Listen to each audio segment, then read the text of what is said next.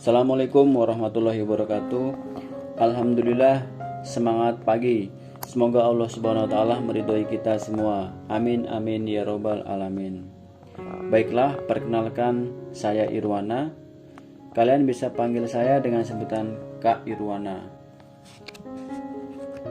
Di hari ini kita akan berbincang sebentar atau mengulas kembali mengenai sejarah kebudayaan Islam di masa Khulafaur Rasyidin.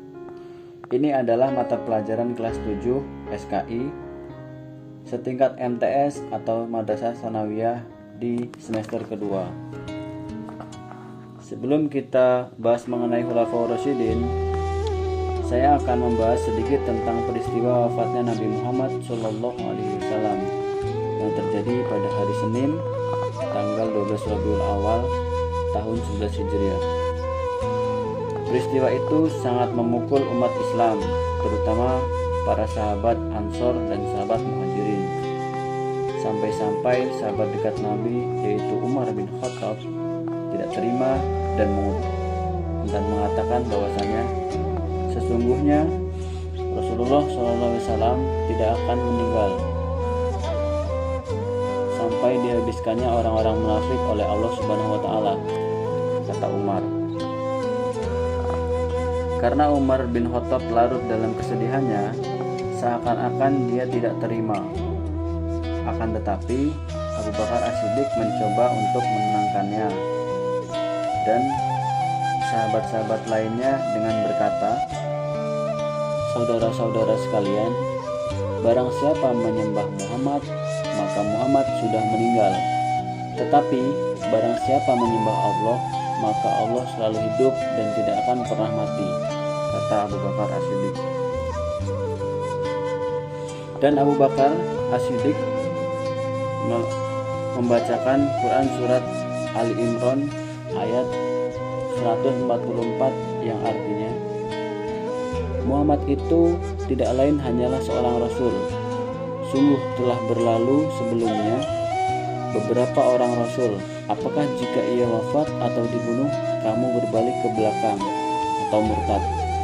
Barang siapa yang berbaik ke belakang, maka ia tidak dapat mendatangkan mudarat kepada Allah sedikit pun, dan Allah akan memberi balasan kepada orang-orang yang bersyukur." Nah, itu tadi peristiwa singkat masa wafatnya Rasulullah SAW.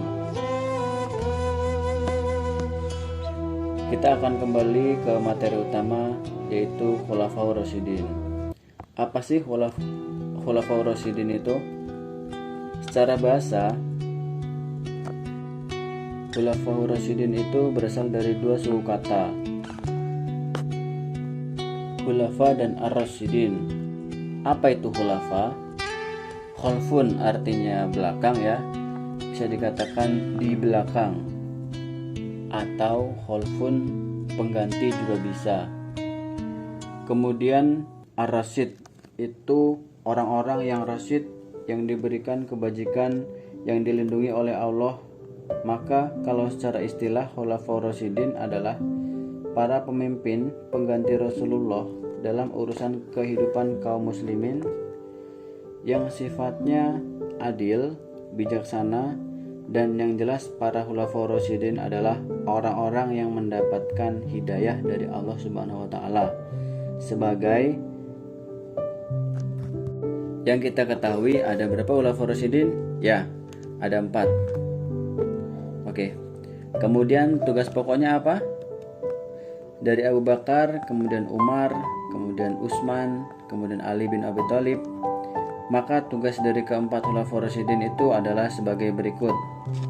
Yang pertama, melanjutkan perjuangan baginda Nabi Muhammad SAW dalam menyebarkan syariat Islam. Ini yang utama. Jadi tugas pokok mereka berempat adalah melanjutkan dakwah penyebaran syariat Islam ke seluruh penjuru negeri. Kemudian yang kedua, memimpin negara dan memimpin pemerintahan sesuai dengan ajaran Islam dan tentunya berpedoman pada Al-Quran dan As-Sunnah. Yang ketiga, mengatur kehidupan masyarakat. Kemudian yang keempat, memutuskan perkara yang terjadi di masyarakat. dengan pedoman sekali lagi syariat Islam. Yang berikutnya, tugas pokok Khulafaur Rasyidin itu ada melanjutkan pemerintahan Nabi Muhammad SAW. Kemudian yang keenam, memperluas wilayah Islam. Jelas ya, dari Abu Bakar sampai Ali, beliau terus menaklukkan kota-kota atau wilayah-wilayah yang belum ada syariat Islam di sana. Maka tugas mereka adalah memperluas wilayah Islam. Kemudian yang ketujuh, memerangi orang-orang yang berusaha merusak Islam, entah dari kaum kafir Quraisy atau dari kaum munafik, yaitu orang-orang yang pura-pura masuk Islam. Kemudian yang terakhir atau kedelapan, mengembangkan ajaran Islam kepada umat yang belum mengenal Islam. Nah, itu tugas pokoknya, ada 8 ini. Nah, yang kita kenal ada 4 Khulafaur Rasyidin, dan keempat khalifah ini memiliki ciri khas masing-masing. Walaupun mereka keempat-empatnya sama-sama cerdas, sama-sama tegas dan bijaksana, tetapi dalam beberapa kisah-kisah siroh-siroh yang ada, kita bisa mengetahui bahwasanya Abu Bakar itu adalah seorang khalifah yang lembutnya luar biasa, tapi tegas.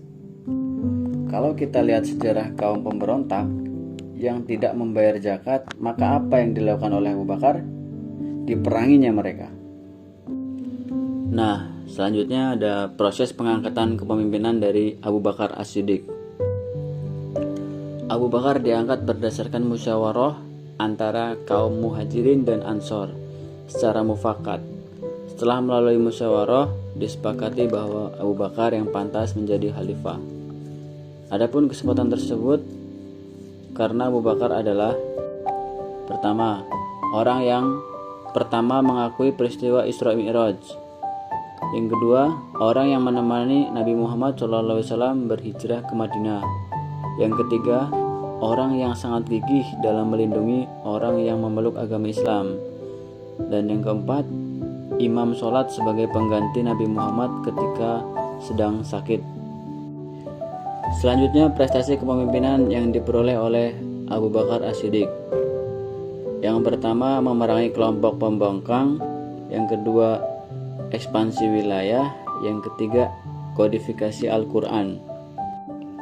Nah, memerangi kelompok pembangkang ini ada 3. Ada munculnya orang-orang murtad, kemudian beberapa orang enggan membayar zakat, terus munculnya nabi palsu. Nah, di bawah ini ada nama-namanya ya, nabi-nabi palsu. Setelah banyaknya orang-orang yang berontak tadi, kemudian Abu Bakar lalu membuat rencana untuk mengirimkan berbagai pasukan guna menumpas orang-orang yang murtad dan yang enggan membayar zakat. Nah, di bawah ini nama-namanya ya yang diutus oleh Abu Bakar As-Siddiq serta tugas-tugasnya. Jadi ada berapa total pasukan yang dibentuk oleh Abu Bakar As-Siddiq untuk memerangi atau menuntaskan konflik yang ada? Ya, ada 11 pasukan. Kemudian yang kedua, ekspansi wilayah dari Abu Bakar As-Siddiq. Sepeninggal Rasulullah, para pengganti atau khalifah tetap berupaya berdakwah Islam. Salah satunya yakni dengan cara berekspansi atau perluasan wilayah kekuasaan Islam. Perluasan wilayah ini mulai difokuskan setelah masalah dalam negeri tuntas dan kondisi politik kembali stabil. Di sini ada tujuannya juga. Kemudian Abu Bakar As-Siddiq juga mengirimkan panglima-panglimanya untuk diutus melakukan ekspansi ke wilayah. Dan ada nama-namanya serta wilayah-wilayah yang dituju. Prestasi yang ketiga adalah kodifikasi Al-Quran. Ada 2 alasan mengapa pada akhirnya dilakukan kodifikasi. Yang pertama, karena banyaknya hafiz atau penghafal Al-Quran yang syahid atau gugur pada peristiwa Perang Yamamah. Yang kedua, sebagai upaya untuk menjaga dan melestarikan Al-Quran. Zaid bin Sabit sebagai pemimpin pengumpulan Al-Quran. Setelah terkumpul semuanya, mushaf itu disimpan oleh Abu Bakar. dan setelah meninggalnya beliau disimpan oleh Hafsah binti Umar, putri Umar bin Khattab dan salah seorang istri Rasulullah Shallallahu Alaihi Wasallam. Kemudian khalifah yang selanjutnya adalah Umar bin Khattab. Kita mengenal Umar bin Khattab yang ketika masih kafir itu garang, galak, pemarah. Tapi ketika sudah masuk Islam, masuk cahaya Islam di dalam dadanya, kemudian belum menjadi seorang muslim, maka Masya Allah, kemarahan Umar bin Khattab menjadi sifat tegasnya yang luar biasa dan cerdasnya luar biasa. Mementingkan rakyatnya, yang kita mungkin sering lihat, sering dengar kisah-kisah Umar bin Khattab membawakan gandum ya dan daging sembako di tengah malam yang salah satu warganya sedang kelaparan. Ya, selanjutnya proses pengangkatan kepemimpinan Umar bin Khattab. Beliau dipilih berdasarkan penunjukan langsung Khalifah Abu Bakar dan disetujui oleh semua umat Islam. Umar menamai dirinya sebagai Amirul Mukminin. Beliau menjadi khalifah selama 10 tahun lebih. Kemudian prestasi kepemimpinan Umar bin Khattab ada 3. Yang pertama, perluasan wilayah dakwah Islam atau disebut Futuhah al-Islamiyah. Secara berturut-turut dakwah Islam sampai ke Suriah, Persia, dan Mesir. Pada saat Suriah merupakan pusat perdagangan penting, oleh karena itu Umar bin Khattab berusaha keras untuk memperluas wilayah dakwahnya. Yang kedua ada mengatur administrasi dan keuangan pemerintahan, membentuk Baitul Mal dan Dewan Perang. Jadi 2 lembaga ini dibentuk sama Umar bin Khattab. Dan Umar bin Khattab adalah orang pertama yang memperkenalkan sistem penggajian kepada pegawai pemerintahan dan memberikan santunan dari Baitul Mal serta kemakmuran dapat dinikmati seluruh rakyatnya di seluruh pelosok negeri. Kemudian yang ketiga, menetapkan kalender Hijriah. Khalifah Umar bin Khattab menetapkan permulaan tahun Islam pada saat Nabi Muhammad SAW hijrah dari Mekah ke Madinah. Hal itu disebabkan merupakan titik balik kemenangan Islam. Hijrah menandai 2 periode dakwah Islam, yaitu periode dakwah sebelum Nabi Muhammad SAW hijrah disebut periode Mekah, dan periode dakwah setelah beliau hijrah dikenal sebagai periode Madinah. Selanjutnya Khalifah Utsman bin Affan, orang yang luar biasa, orang yang kalau sedekah infaknya itu tidak ada hitung-hitungan, solehnya luar biasa, sabarnya Masya Allah. Proses pengangkatan beliau dipilih melalui tim formatur yang dipilih oleh Khalifah Umar bin Khattab dan disetujui oleh semua umat Islam. Beliau menjabat atau sebagai khalifah selama 13 tahun lebih. Prestasi kepemimpinan beliau yang pertama, kodifikasi Mushaf Al-Quran.